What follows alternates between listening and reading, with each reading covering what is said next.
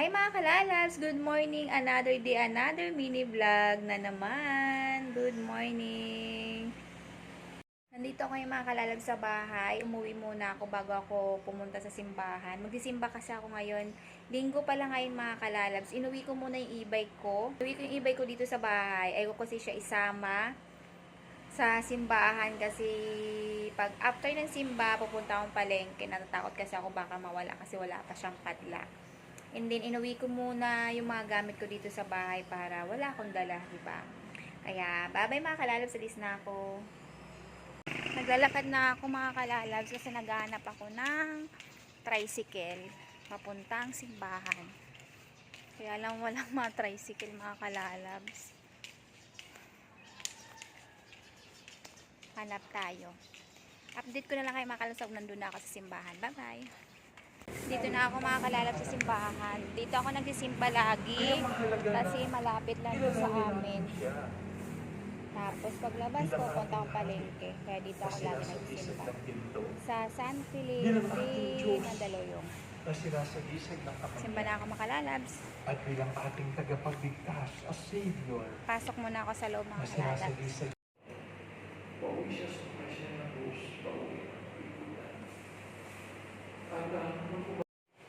Hey mga kalalabs, nandito na ako sa bahay. Kararating ko lang. Pagkatapos kanina ako nagsimba, dumiretso na ako sa palengke. Kasi bibili ako ng ulam. Ito yung nabili ko. Bumili na rin ako ng gulay. Lugasan ko to kahapon.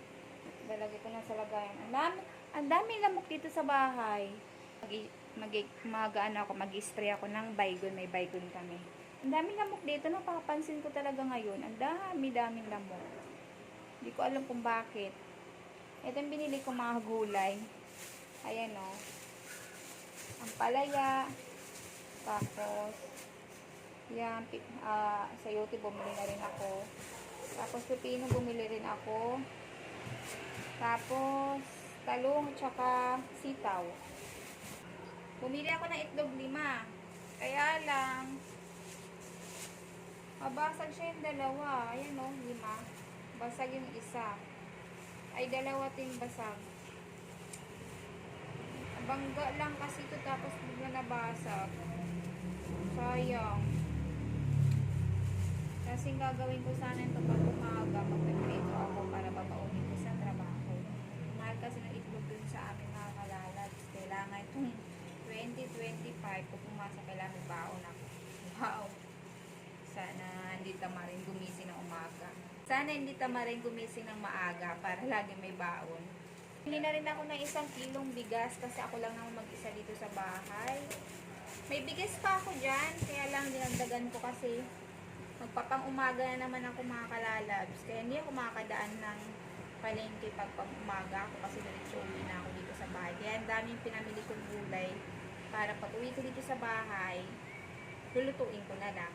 Hindi na ako dadaan kasi pagod din kasi galing kang trabaho, tapos pang umaga ka, traffic pa, so dahil ka pang palengke, pagod, hassle sa oras. Kaya, namalengke na ako ngayong, namalengke na ako ngayon, dinamihan ko na bumili ng mga gulay para hindi na ako dumaan sa palengke. Kasi bumili ako ng hipon, ulamin ko mamaya. Hindi ko alam kung anong luto ko ba. Hindi ko alam kung anong luto kong gagawin. Bahala na si Batman. Tapos bumili na rin ako ng manok. Tapos yung gagawin ko nito, ito yung babaunin ko sa trabaho.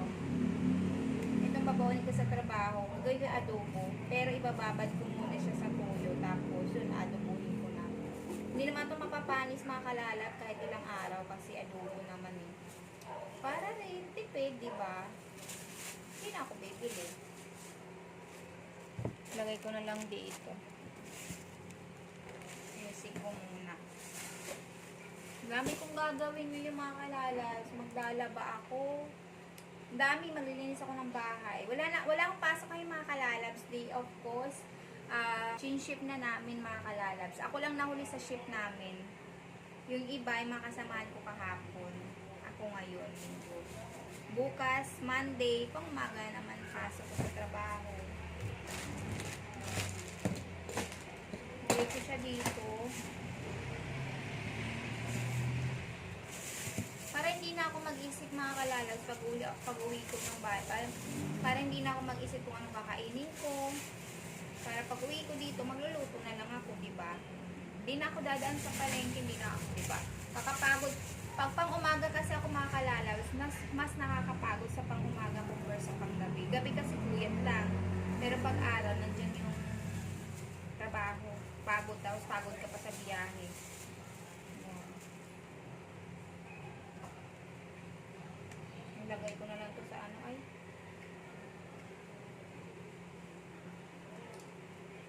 Nilagay ko siya dito. Para yung itlog ko, kunti lang ah. Ito na yan. May nabili ako kahapon ng suha. Hindi ko siya pangit. Hindi siya maganda. Kaya palang mura. Mapapamura ka talaga. Tuwang-tuwa pa naman ako kasi mura lang. 20 isa. Dalawang binili ko. Nung binuksan ko kahapon, naku, hindi naman siya maganda mga kalalags. Kaya napapamura ka sa mura eh. Pero kakainin natin yan. Tapos, lagay ko gagawin ko ngayon mga kalalags, maglalabang muna ako bago ako matulog para bumili na lang ako ng tinapay mga kalalags. So, pumili ako nito para kasi kung gusto ko kumain ng may sabaw, ito lalagyan ko lang siya nitong makarel. Tapos ito, sabaw na, pwede na kainin gabi. Diba?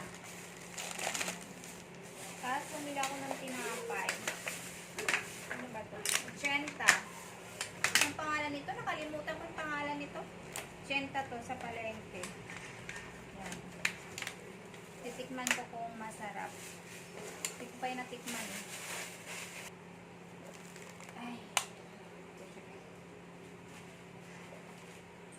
Tapos mga kalalas, bumili na ako ng ng sa eBay ko. Kaya lang hinahanap ko yung padlock. Kaya no, iba yung binili ko. Papadlock ko siya dito. Kaya lang, hindi ko mahanap yung padlock namin. Hindi ko alam kung nasaan nahanapin ko. Sana mahanap ko. Ano to? 200 na lang. Dati siyang 250. Yan o, 250. Tapos binigyan na lang sa akin po yun ng 200. Diba? Ang mahal ang bilhin niya yung malalan. Magbihis muna ako makalas. Magluluto muna ako. Tapos maglalaba. Ay, dami lalabahan sa makalas. Papakita ko sa inyo mamaya. Bihis muna ako makalalabs. Abu.